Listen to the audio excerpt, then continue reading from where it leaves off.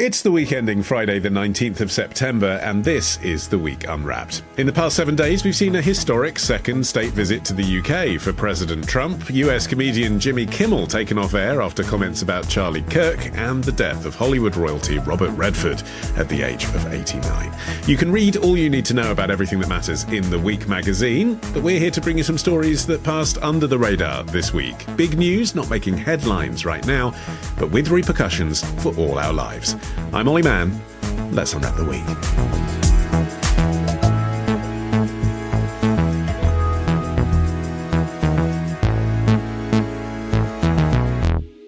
And Avengers Assemble, the whole team is here. From the Week's digital team, it's Jamie Timson and Harriet Marsden, and we have senior editor of the Week Junior, Felicity, Capon.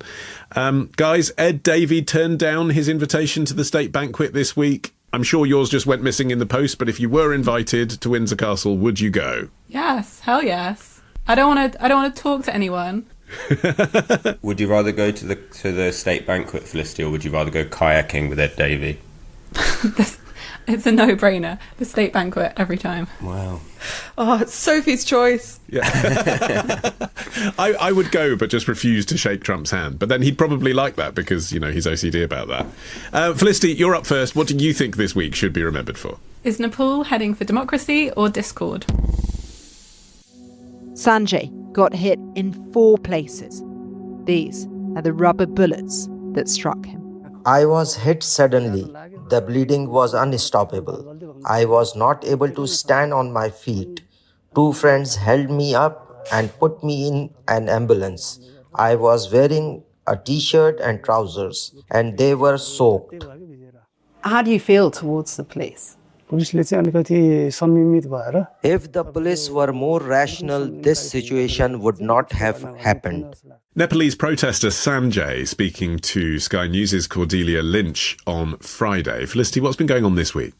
So Nepal has elected its first ever female Prime Minister, Sushila Karki, and this week she is putting together her cabinet. Her appointment to the top job follows weeks of unrest, huge protests across the country, mainly triggered by young people. The protests resulted in Nepal's parliament being set on fire, the former Prime Minister quitting and fleeing the country.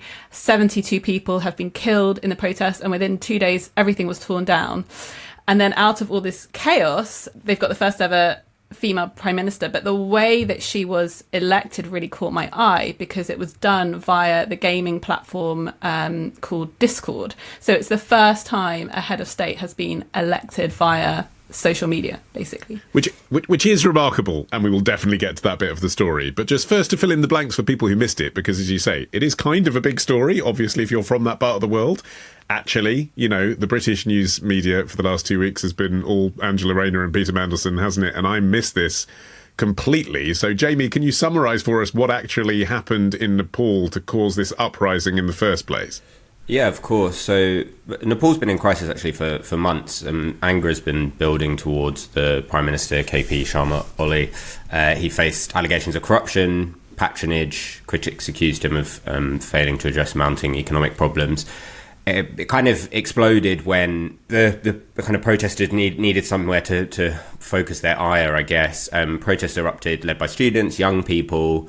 I think the really shocking thing was how harsh the security forces cracked down on it. As Felicity was saying, more than 70 people died. It was the bloodiest unrest since Nepal's civil war ended in 2006. Olly was then forced to resign. Parliament was dissolved. Elections were announced for March 2026, basically leaving the country in a kind of political vacuum. The students that were involved, or young people that were involved in the protest, didn't really trust the kind of traditional parties, and kind of very many kind of young Nepalese felt that they didn't really have anyone to turn to, which is how we ended up with this movement that's called Hami Nepal, which is called as We Are Nepal in Nepalese. It's a youth-led protest group that had over 160,000 members, and they created a Discord server called Youth Against Corruption, where thousands gathered in real time. And the thing they were particularly angry about, Harriet, was the banning of social media, or the attempt by the former Prime Minister Olly to ban social media. And that happened because of basically a hashtag that had been going viral. Just tell us about that, and then we'll get on to the Discord thing. Yeah, so it's fascinating, actually, because social media kind of started this in the first place. So what happened was this Nepo Kid campaign took off on social media, which was basically highlighting the incredibly lavish lifestyles of the politicians' children. And the overarching theme of this was anger at the corruption and wealth inequality in such an unbelievably poor nation. All they could see was the kids of these politicians kind of living the life. So because of that Nepo Kid campaign, that was, many people said, was the main trigger for the government trying to ban all of these social media platforms. And for the very frustrated, mostly young, incredibly engaged activist population, they said that that was just the last straw. And that's when these widespread protests just erupted. And it was like the catalyst for all the anger about the corruption and about the inequality and the poverty, cost of living, and also like what most people say is the failure of this Nepalese republic, because the monarchy was abolished in 2008. And since then, there's been 14 governments representing three parties that have taken turns at governing. So basically, the accusation is it's not working. And those videos, Felicity, that had gone viral, obviously not all of them are in English and that easy to find when you're over here, but I managed to see a prominent example, which was basically a lot of these so-called Nepo kids, you know, kids of politicians, and they'd literally identified the handbag that the women were carrying or the sunglasses that the men were wearing and then priced them up. So you could see in a very fast-paced slideshow, you know, $100,000 of luxury spending going past your eyes, and then cut quickly to people living on the streets in Nepal, eating with their hands and all the rest of it. And, you know, even from this distance, it made me angry. It was an effective bit of propaganda, that. Yeah, absolutely. Nepal is one of the poorest countries in the world. It's deeply impoverished. So to see these images of the children of the ruling elites, you know, really living it up with designer handbags and yachts and, like, you know, just the most glamorous, luxurious lifestyles you can imagine, in sharp contrast to how the majority of Nepalese live, was just a recipe for disaster, basically. The country also has a very, very young population. So the median age is 25. The largest age group is 15 to 19-year-olds, and more than half the population are under 30. So they're more likely to be online. They're more likely to see these images. And it's sort of something that you're seeing across the world globally, is young people furious with the growing inequality that is really everywhere. You're having more and more billionaires are getting wealthier every year. Poor people are getting poorer. And it's interesting, there have been some comment pieces suggesting that this is indicative of revolution in the wider region. So there's, I mean, for slightly different reasons, it's not all completely the same, but there's been unrest in Sri Lanka, unrest in Bangladesh, recent mass student-led protests in Indonesia. Apparently Philippines are now looking at what's happening in Nepal, and young people again are kind of mobilizing and saying this kind of inequality is just not acceptable, and we're going to do something about it. I think a lot of them, well, some of them I think regretted how far these protests went. I don't think they intended for the Parliament building to have been burnt down, and obviously not for people who have been killed. I think lots of people wanted it to be peaceful, but such is the outrage that it clearly got, you know, out of control. So there was demonstration on the street, and to quell it, a group coalesced around Discord. How did that even happen? How did Discord become the thing that was the platform they were all talking on? Was it because the other ones were banned at this point? I think the thing about Discord is that it's a very young, and as Felicity was saying earlier, it's kind of it was initially aimed at gamers. So it's actually something that's kind of out with the political establishment. Certainly not something that people are using on a daily basis in the same way that maybe WhatsApp or X or Instagram is being used. It's being used by a certain group, but it has become much more popular among young people. And certainly I know lots of young people who would use Discord every day, and not necessarily just for gaming. It was kind of one that was kind of seen as being outside of the establishment. It sort of evolved into like a Reddit forum on your phone, hasn't it, basically? Yeah, exactly. And a lot of the time people set up Discords for their own interests. So you'll have like it could be anything specific to, you know, whatever you're interested in. I love Jamie Timson. Chickens. Yes, I'm sure there's a Discord where my mum just talks about how much she loves me and what a clever boy I am. I was thinking more of fans of your work, Jamie, but maybe that is your mum. Of course she's a fan of my work. What was interesting about it when it was on Discord is quite how kind of, I mean, supporters will say it's quite egalitarian, but basically people nominated candidates, they grilled them on their like integrity and their vision, and argued about the kind of political future for Nepal. It was so popular that Discord servers crashed, and then these like discussions and debates and everything were mirrored on YouTube so that more, even thousands more people could do it. Eventually 5 candidates were shortlisted. I think the key thing was that they weren't part of the establishment. They weren't, political insiders. They were activists, independents, reformers, and a kind of consensus emerged around the Prime Minister now, which is Sushila Karki. Her record was kind of credibility, effectively. She was Chief Justice. She prosecuted corrupt ministers, which I think was a big part of it. But they're still part of the establishment then. I mean, she may have prosecuted the establishment, but she was still in it. I think she was seen as someone who stood up to the interest. I think probably the argument of whether or not she's too closely tied to the political establishment will come out depending on how she does, right? But it was effectively a Discord poll that chose in which she was chosen, which is an incredible thing. I mean, it's absolutely staggering, isn't it, Harriet? You could not have predicted that would be a way that someone would gain, albeit interim power, albeit with a lot of, balls up in the air and no one quite sure what's going to happen next. Nonetheless, it's not just a poll to see what people think and then there's some other process. She won on Discord and then she became Prime Minister. Yeah, so this is where I think that this is such a fascinating story. So social media and Discord actually has been used really successfully to kind of coordinate action and coordinate protests and turn people out to protest. But this is, I think, very unprecedented in the scale of actually being involved in creating a political future. But we're talking about like 150,000 people meeting in a virtual chat room to discuss the future of the country. And this was so intense, and all the polls that allowed participants to nominate their interim leader like in real time, and all the discussions, and eventually they coalesced around Sushila Karki. But then the thing that I found so interesting was that the army chiefs, the military that had imposed the curfew that actually originally drove people to Discord, they met with the organisers of this channel and asked them to suggest a nominee for interim leader. So this was with the help and the involvement of the military. So the very social media that the government originally tried to ban, and then the curfew enacted by the military that pushed people to social media, has now been used to help the government and the military select the interim leader. And I think that is fairly unprecedented. I think that's really key. I think the point that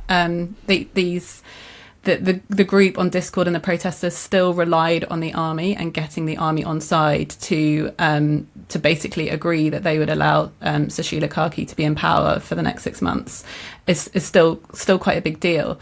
And the only other thing I would say is that even though it is remarkable and extraordinary, and all the signs at the moment are looking that this is a positive thing, you're seeing with Karki's new appointments lots of human rights and anti-corruption campaigners. It does all look kind of like it's going in the right direction. But there are some people who are saying that actually, is this unconstitutional? It has happened extremely quickly. It was very disorganized, a random social media call, according to some people. I imagine there are quite a lot of Nepalese who aren't online, who had nothing to do, who weren't involved in this discussion at all. So was it representative of the whole country? Also, the March date for the next elections, the Nepal's major political parties did not agree to that. They weren't part of the conversations. Some were hunted down and attacked by mobs and were stuck in army barracks at the time that this was being organised.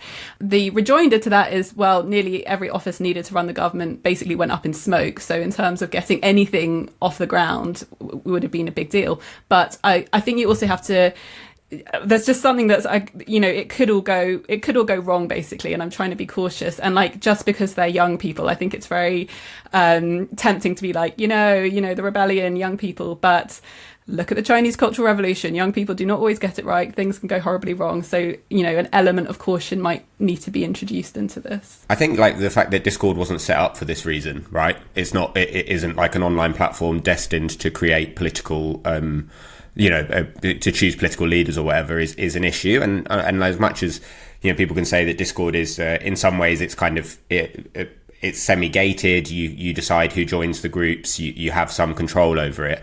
You don't actually know who's involved on these servers. You don't know.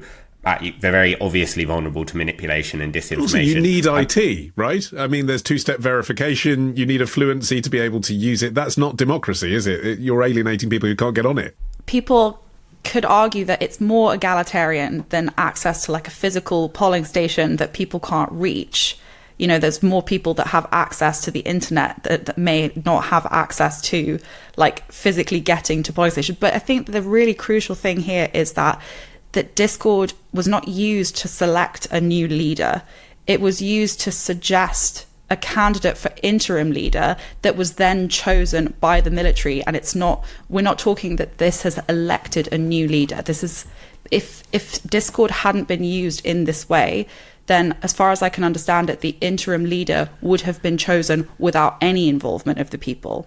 So we're not saying that this is in place of a democratic election. We're not saying that this is in place of ballots. This is simply the army asked them to suggest a candidate for interim leader, which was much more, if you could argue that's much more democratic and egalitarian than the army just selecting one themselves. One could. But I mean, people have been left out of this democratic process, is the point, Harriet? Yeah, but it's not a democratic process. It's not an election. Like, I think that's a really crucial point. It was just a suggestion for an interim leader that wouldn't normally have involved anyone. So you could argue that the involvement of 150 to 200,000 people is significantly better than the involvement of a few politicians and army chiefs. What it reminds me of, Felicity, is the Arab Spring. I used to do a slot on 5 Live on a Saturday night, kind of ridiculous as it seems now, kind of looking back on the week's internet news, like that was the thing you could do in 15 minutes. But it was very much in that era, 2011, 2012, and lots of this stuff was happening then, and people were predicting that this is how regimes would fall, you know, across the world, across Africa in particular, and the Middle East. This is how regimes would fall. Young people would rise up and say, no, I don't want to be treated like this, and they do it all on Twitter as it was then. Does it remind you of that as well? And if it does that mean that there was just a pause of 10 years in between where things didn't pan out like that? Or is this just sort of brief resurgence of that kind of activity, and, you know, conventional means of influencing the populace will return? It made me think of the Arab Spring too. And I sort of remember at the time there was a big enthusiasm for social media and how it was going to upend everything for the good. And obviously that was the image that the social media companies themselves wanted to promote. But actually having some distance now from the Arab Spring, I think there was a bit of whitewashing going on, and I don't think the role of the social media companies was as benign as maybe they were trying to make it look. I mean, I think there was certainly, you could see that countries which had far less access to the internet and social media also had protests, such as Lebanon and Syria. They were erupted, and they didn't have a massive amount of population online. And there was a very good piece in the New Yorker by Malcolm Gladwell from ages ago, who also kind of poured cold water on it and was talking about, you know, the civil rights protests in the 60s, which hadn't relied on social media at all. And also when you look more recently at Facebook's role in Myanmar and other countries where Facebook itself has admitted that its systems promoted violence and hatred, I think there was a sort of exaggerated enthusiasm for the role social media can play. And as you were saying, Olly, when you look at the Arab Spring, lots of countries turned more authoritarian and there was more of a crackdown. So social media definitely played a role in mobilizing people and getting people to talk. But I think it's got a more murky legacy, perhaps, than it looked at the time. Nonetheless, though, I guess internationally, Harriet, you know, neighbours of Nepal are going to be looking at this and thinking, are we about to see a Discord winter? Is this going to spread? Yeah.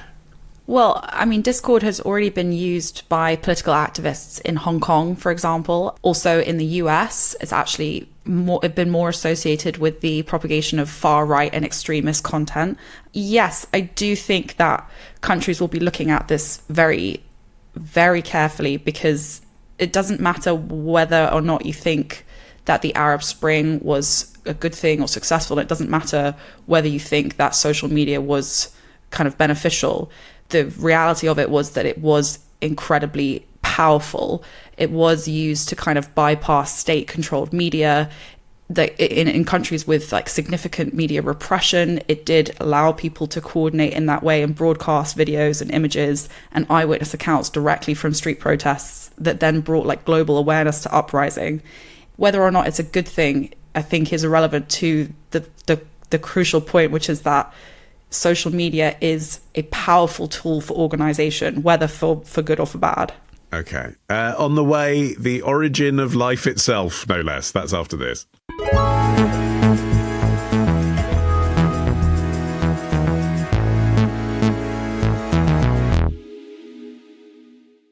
Okay, Jamie, it's your turn. What do you think this week should be remembered for?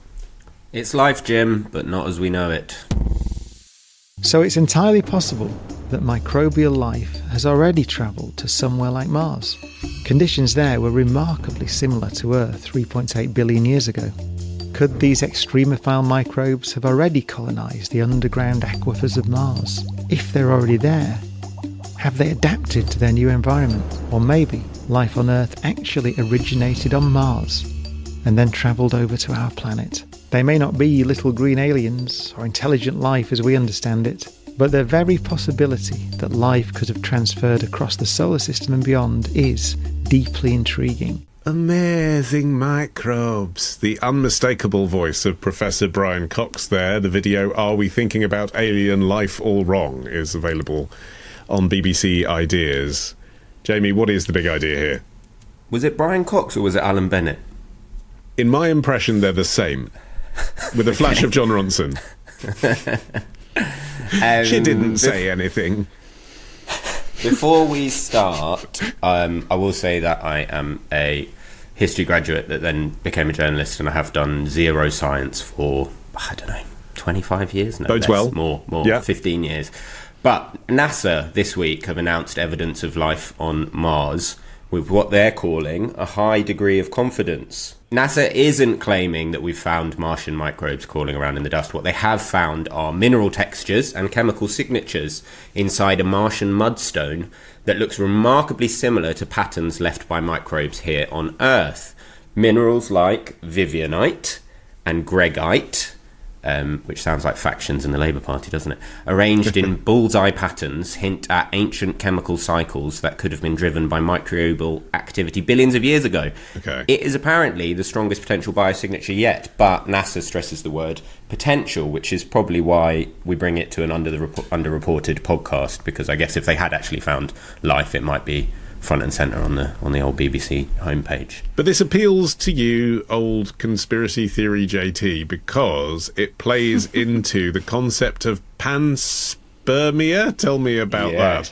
Yes, absolutely. This isn't a late night podcast, Ollie. You can say it properly. Panspermia. The idea is simple but profound. Maybe life didn't start on Earth at all, but maybe the seeds of life came from somewhere else, Mars in this instance. Hitchhiking on comets or asteroids. Recent studies of space rocks brought back by NASA's NASA mission and a Japanese mission found that asteroids contained amino acids, basically the building blocks of DNA and RNA. And the theory goes that if these ingredients rained down on early Earth, they could have jump-started biology here. So if you want a little bit of a history, I know you're always into the history of panspermia, it actually comes from the Greek philosopher Anaxagoras. He's probably going to be dead, so he won't mind me butchering his name, writing in the 5th century BCE, which suggested that life, or at least its seeds, were spread throughout the cosmos. He coined the word panspermia, meaning seeds everywhere. Basically, since then, it's kind of it's popped up in and around science for a little bit, but it resurfaced in the 20th century during the space age, where astrobiologists like Fred Hoyle and Chandra Wickramasinghe argued that interstellar dust might actually contain microbes. And that is where we bring it back to the clip, which is Brian Cox talking about some of the things that we found on Earth, these things called extremophiles, which are microbes that can survive boiling heat, freezing cold radiation, and even the vacuum of space. Basically, they didn't exist before, or they did exist, but we didn't know about them. And the fact that then that kind of proves that microbes could survive, because that was always one of the things about panspermia. People were like, these microbes can't survive this trip, but actually they potentially could. We're here. It's possible that we've had life on Earth seeded from life from other places. Okay. Now, the other argument, Ollie, which I'm sure you're about to put across, is that maybe it's all bollocks. Well, I was about to say not quite that, but maybe it's not, like, surprising, Felicity. You know, I mean, Jamie was saying that for a while this was a kind of discredited theory and now it's being a bit more embraced. But actually just, again, very much not as a science graduate, but just now being aware of just how large the galaxy and the universe is, the fact that some rocks might have piggybacked from Mars to Earth doesn't seem like that big a distance. I mean, it's a bit, you know, it's the same as going from a satellite to Earth or from the moon to Earth. It's right next to us in the grand scheme of things. Yeah, kind of. I think so. I approached this story with quite a lot of cynicism, thinking that this was either scientists getting very excited and this was a lot of confirmation bias at play. It was like the dream find for scientists. Or it was journalists getting, all the headlines being like life on Mars. Or it was NASA scientists who want to get this story into the news because they need to secure funding for sample return, which is a major part of this. Getting it back from Mars and getting it in a lab to actually see what's going on is a big part of this. But then when I started to look into it, my cynicism sort of evaporated and my mind was literally kind of blown. It genuinely does... It is starting to look like there is a compelling case for life on Mars with this new rock that's been found. And the conclusions of that are kind of mad, because it would kind of suggest that life is easy to get going. So if there's life on Mars, it would have been was on Mars 3.5 billion years ago. That would have been at the same time as Earth. So if life started on Earth and Mars independently, that is quite a big deal and suggests that life can just get going, which makes it more likely that it could have happened elsewhere in the solar system. And like you said, is not that much of a big deal. Or the other mind-blowing possibility is that we are Martians who turned up on this planet and started life here, but we actually came from Mars. So every which way you look at this, it's hard not to have your mind blown, I think. There you are. What do you think, Harriet, of the idea we all came across on it? Who needs the small boats? We've got small asteroids. Yeah, there's this actually, there's kind of a sort of fringe theory called directed panspermia. So this is kind of this theory that aliens actually deliberately sent microbes or life forms to Earth to like propel evolution. Which, obviously is not very credible. But I've actually been following this really closely over the past few years. I'm kind of into space. And I think that what has been passing under the radar over the past year in particular is this drip, drip, drip of information that is being released about what the NASA's Perseverance rover has been finding on Mars, because it landed there in 2021. So this is like 4 years worth of information now. It's like we've had news story after news story after news story over the past few years of credible evidence of past microbial life being found on Mars. It's passing under the radar, I think, because there is no way to actually prove it yet until we get the samples back from Mars, which is massively in the balance at the moment, because Donald Trump's proposed cuts to NASA have basically cancelled the Mars sample return program, which was a joint program between NASA and the European Space Agency. But there is very, very credible indications of past microbial life on Mars. That is not to say that it is easy for life to begin. It's also not to say that just having the right conditions means that you'll necessarily create life. And it doesn't actually solve the bigger question, which is how did life begin? Where life began is interesting and compelling, but it is not the question that scientists are most hung up on. Yeah, it's also maybe just not as sexy, Jamie, as, man on the moon. That's the thing, isn't it? In terms of appeal to the public and cut through, it seems like NASA, in a way, have been trying to beat that ever since 1969. And, it's interesting, isn't it, what Felicity mentioned? She said she sort of cynically thought this, then dismissed this. But a lot of people in the comments sections of some of the websites we've been looking at with regard to this story are saying, which is... NASA makes this case every decade. They say, there might be life on Mars, and they say it just at the very point that they need some more money to fund themselves, because it's the one thing they might hook people in with. Yeah, as I was reading about this, there was the famous one was in 1996 when a NASA team said that it had found ancient microbial life within a 4 billion-old Martian meteorite that had landed in Antarctica, including microscopic fossils, organic molecules, mineral structures. Basically, an international team then completely debunked it and said it wasn't clear, or it wasn't as clear as obvious as they make out. There was a Wall Street Journal article on this that was talking about false starts in the search for life on Mars. I think there's a part of me that doesn't really blame NASA. If any company or organization is looking to make more money, this kind of PR is going to be incredible for them. But they have developed a scale, the confidence of life detection scale, which is COLD, to guide announcements. And right now, the Perseverance rover's findings sit in the middle, which is compelling but not proof. I think probably in terms of like the future, it is, as Felicity says, all about sample return. Perseverance has cached those Martian cores, including the Mudstone. If they can get them back to Earth, then we can talk about, being able to do better studies on it. But there are also other missions going to Europa, Titan, kind of beyond Mars with the moons. They're basically moons, and they might have a better chance for active life than active life we're talking about, rather than millions of years ago. So I agree that that it makes a lot of sense for them to keep banging the drum for life on Mars. But there's a part of me that feels quite like, God, this is so beyond. We've got so many problems on Earth at the moment that it's kind of so beyond the realms of why we're even bothering to think about it, that there could be life on the other. But there is a kind of mind-blowing element, like Felicity was saying, that was like, God, we could be so wrong about, we could be like before Galileo and the Earth is flat. We could be so wrong about how we think of the universe and how we think. And I think panspermia as an idea is a great example of that, of people being like, hang on a second, maybe they're right. Maybe we have been. Life has started elsewhere and then come to the Earth rather than the other way around. I mean, you twice appealed to God there. I don't know if you were aware of it, and I do wonder about that being another factor.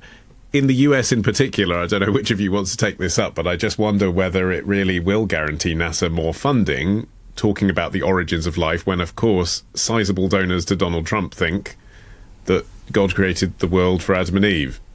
Well, I mean, Donald Trump is also massively pushing the idea of sending human missions to Mars. Yeah, but not to contravene the Bible.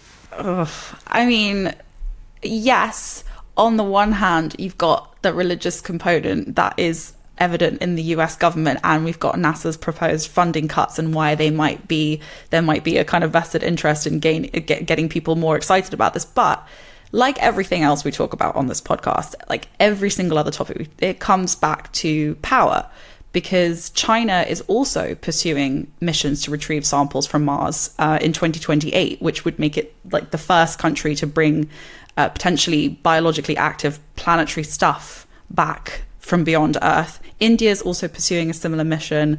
Like other countries are looking at similar programs, like Jamie was saying, to other moons. So this goes far beyond the US. And it's also like, no matter how much you can say, and I think it's a very legitimate argument, that there are much bigger problems on Earth that require much more money and funding and attention, and this seems so esoteric and so kind of luxury. It is also that it's part of the space race. It's part of a race for dominance with China, effectively. I mean, Felicity, one group that is excited about all this stuff, of course, is your readers at The Week Junior. Do you detect that from your mailbag, that this is the kind of thing they'd get excited about? It's us adults saying, well, so what? I actually don't think we have put this story in our magazine for next week, which I'm beginning to think was an omission. It was on the it was on the list of stories, but I wonder whether that initial cynicism of, every time there's a headline where it's like maybe or something like that, we think this is too speculative to give to our readers. But the more I looked into it, the more I got really excited, and it's definitely something our readers love space stories, and particularly when there's so much grim news going on here on Earth, we're always looking for something that's positive and exciting and groundbreaking. And I do understand the arguments of, we've got so much to deal with here on Earth, why are we bothering with things beyond our planet? But I disagree, just because I love stories that show human endeavour, and just the fact that we can even do this, that we can even get a rover to Mars and even be looking into all this, I think is absolutely wonderful, and I think our readers feel the same. So yeah, I might have to hastily go back to the drawing board and see if we can make this our cover story. Well, there is a cold hard cash argument to this as well. Like, these countries' space agencies are not just pursuing the notion of life beyond Earth just like for funsies. They do believe that the answers to how life began could be really valuable and profitable in fields like robotics, like AI in particular, synthetic biology, chemistry. Like, they are seeing this as an investment that will have dividends down the line. It's not just a case of wonder and human endeavor. There is also that they are investing this much money in it because they believe that they will get more out of it. Consider the gargantuan return on investment. That'll be the next Brian Cox documentary. All right, up next, a man from the Welsh Middle Ages is making the headlines this week. Find out why after this.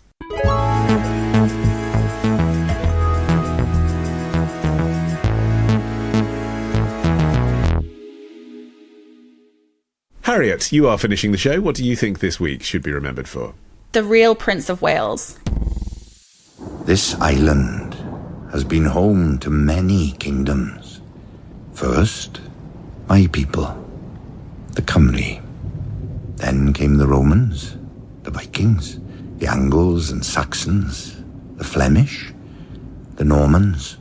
We spoke a dozen languages from a dozen nations. And then this hodgepodge of peoples became simply England. Now, only Saxon may be spoken at England's court, and the oldest tongue of this island is called foreign. Today, we teach the Saxon that this island was only ever theirs to share. A trailer from the Welsh National Theatre released on Wednesday this week showing Michael Sheen as Owain Glyndwr from a very forthcoming production. It's coming out next September or something. But Harriet, what's the story? Well, this week actually was Owain Glyndwr Day on Wednesday, so it's every 16th of September. And this is, he is said to be the last Welsh-born Prince of Wales, who in the 15th century led this 15-year rebellion against, the yoke of English oppression. So he's like a hero of Welsh nationalism.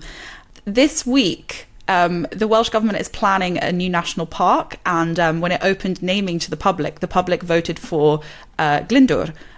So it would be Glyndwr National Park, but the organisation Natural Resources Wales warned in a report this week that name could lead to accusations of a pro-Welsh nationalist bias, because in recent years there's been this explosion of interest in him, and he's obviously very associated with the Welsh desire for independence. And because the campaign for independence has grown so much over the past decade and has actually gone into Welsh politics, they were saying that there would be a risk that naming the park after him would lead to accusations of pro-nationalist bias. A risk? That's an interesting word, isn't it? I mean, if that's what the public want, what's the risk? Surely the risk is politically to say, no, you can't name it after the person you want to name it after because we don't want you to have a vote for independence. Well, it's true that there are so many statues and monuments and things already named after him, including a national trail in Powys, and Wrexham University was originally named after him. But it comes in the context of this really intensifying pro-independence movement and this massive drop in support for Welsh Labour. Felicity. I feel like there's always a slight problem with asking the public to name things. This story instinctively made me think of Boaty McBoatface. Yeah. But yeah, it also it speaks to a kind of general renewed interest in national identity, and it slightly struck me as mad that they would ask the public for the name that they wanted. This popular name of this Welsh hero would be brought up, and then there would be all this consternation that you can't possibly have that name. It's a bit like, I mean, okay, I know it's different. I don't want to open this can of worms, but it's a bit like the English flag. You can't possibly be proud of your history or your national identity at all. Like, let's suppress that at all costs. So I found that a bit ridiculous, and I hope they go ahead with a name, which, as Harriet was saying, is already across the country anyway, on pubs and statues, and rightly so. Well, this is the thing, Jamie, isn't it? Regardless of independence, there is a move generally towards nationalism. And, the Welsh are proud of him. What would the issue be? Yeah, I mean, I think there's a bit of a kind of, the worry about the vote is that it's been, hijacked by Welsh nationalists for political intent. And then it's like, well, if that is the case, maybe the problem is asking the public in the first place, as Felicity said. There is also a question of, is the report just highlighting political risk? And actually, they're not saying you can't name the park after this. They're just saying, oh, hang on a second, this is the context of it, right? Which, again, makes it kind of like a bit of a shrug your shoulders, right, okay, well, that's kind of what their duty is, okay? I think that, obviously, identity and heritage have had a massive resurgence. Politics is now increasingly focused on place. identity, culture, and people are looking for symbolic anchors from the past. So Glyndwr is a native prince, a rebel, leader of Welsh Parliament. It obviously is symbolic, right? So that whole context makes it a news story. But I think what's funny is that, like, it happened up here in Scotland with Scottish independence, is that in the past, everyone used to be very happy to talk about William Wallace or to talk about, Scottish figures of cultural power, whoever it is. But then suddenly, ever since the independence referendum, it's like, oh, well, we can't talk about that because that might get them a bit uppity about it. But there is a kind of po-faced lack of kind of humour when talking about any of this kind of stuff that is very frustrating, because it's...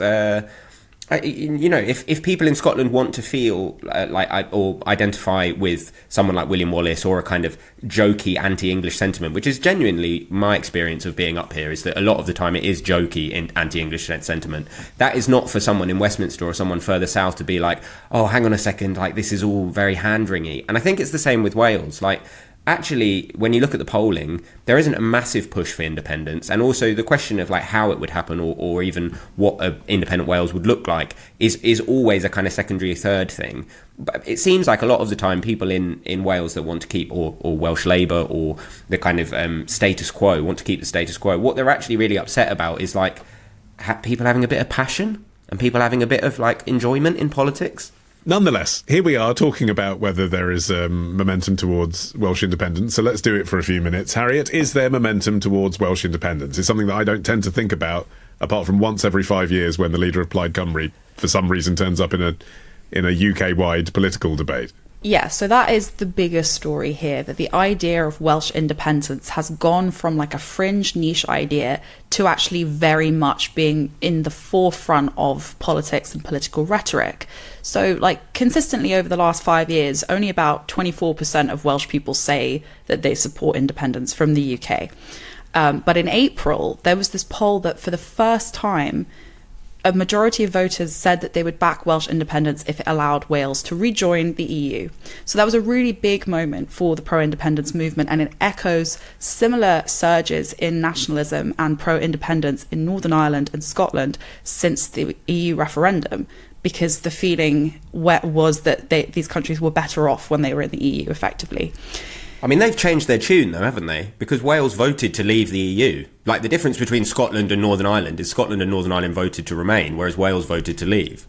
Yeah, but the argument is that since the EU referendum, that there has been, basically from Westminster, there has been this repeated kind of overriding of Westminster, like, over Wales, and kind of this war of attrition on devolution, and also an argument that Wales is kind of financially underserved compared with Scotland.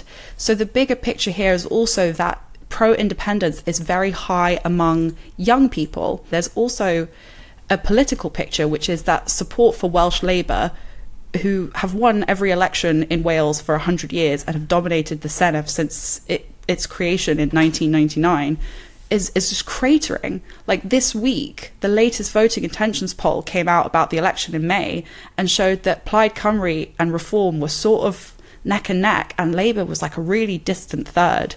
So there is this massive, massive surge in Wales that goes alongside this reclamation of the Welsh language. Like there are 3 other Welsh national parks, Snowdonia, Pembrokeshire and the Brecon Beacons, and 2 have been renamed with their Welsh name in the past few years.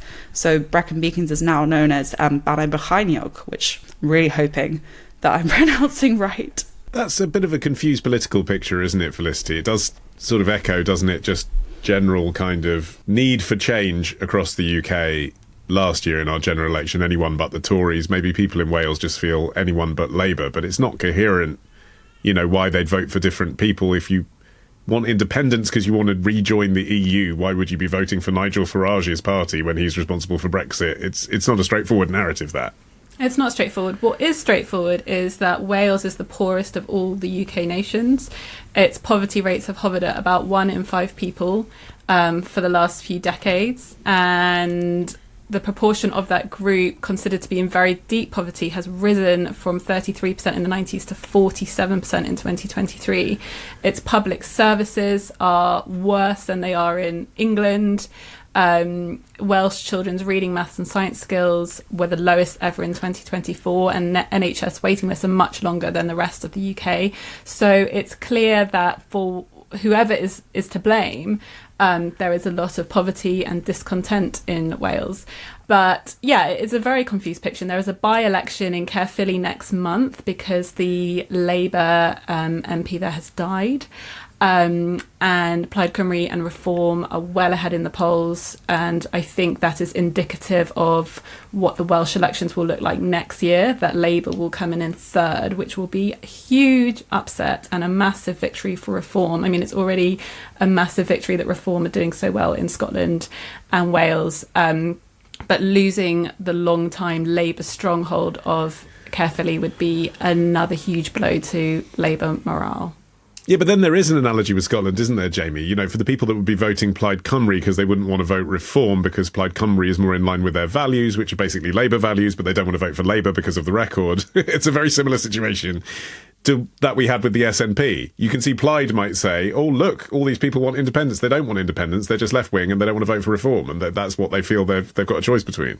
Yeah, and I think that a lot of the time, I mean, independence wasn't really a kind of major issue in Scotland at the forefront. It was obviously talked about for a bit in the 70s, but it kind of was kind of accepted in the 80s and 90s that it wasn't a thing, particularly with the devolution solution that came in when New Labour came in. But once it did start talking about, and once SNP started, and once people got disillusioned with Labour, there are a huge amount of similarities. And then SNP, what they did was incredible message discipline, which is what Plaid Cymru are trying to do, which is constantly beat the drum of Wales is not fully realising its potential while inside the UK, which was exactly the SNP's point. And also, as Felicity pointed out, Wales is underserved in comparison to Scotland. I mean, we don't have to go into the boring Barnett formula. I had to do enough of that in government. But it is financially underserved in terms of how much money it gets from the government in relation to Scotland. And that's to do with a number of reasons, mainly the fact that Scotland is more rural, so it gets more subsidies from the government to do with like rural farming and issues like that. But I think there is a big parallel, and the more that Plaid Cymru, if they get in power, beat that drum and talk about independence, the higher that the polling will go up, because people don't know it or to think about it as a thing until they see it on TV, until they see people talking about it. So I really do think it could get a lot more say. But I also, to bring it back to the park, I have that thing of like, it maybe is just as simple as like the people in the local area want to call this park this thing. Like, let them. It's got local buy-in. It's got name recognition. It's like, it doesn't have to be this like massive big deal. It's just like, let the people in who want to use the park call the park what they want to call it. Or let Ryan Reynolds buy it. And then maybe they'll just name it after the town, because the town will be more famous because of Disney+. Maybe. It's happened before. That's it for this week. My thanks to Jamie, Harriet and Felicity, and to you. You can follow this show for free. You can get every episode as soon as it's released. Just search for The Week Unwrapped wherever you found this podcast right now, including YouTube, where you can watch us as well nowadays. Hello, if you are. You can also, by the way, get 6 free issues of The Week magazine with a trial subscription if you go to theweek.com/subscriptions. In the meantime, I've been Olly Mann. Our music is by Tom Morby, the producer Ollie Peart at Rethink Audio. And until we meet again to unwrap next week, bye-bye.